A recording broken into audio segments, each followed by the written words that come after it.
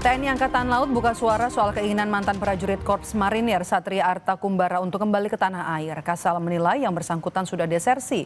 Satria disebut tersangkut kasus judi online dan terkena hutang ratusan juta rupiah.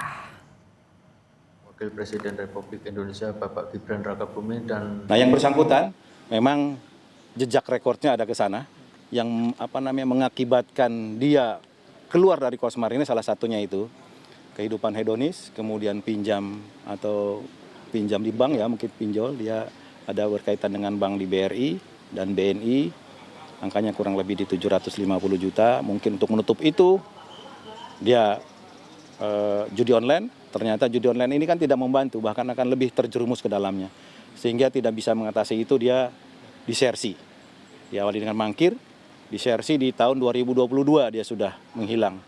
Sudah kita lakukan dengan sesuai prosedur, panggilan 1, 2, 3, kemudian sudah datangin ke rumahnya, tidak ada di tempat, akhirnya naik status menjadi disersi, kemudian proses pemecatan, dan sudah dipecat di tahun 2023. Jadi secara hukum bukan lagi.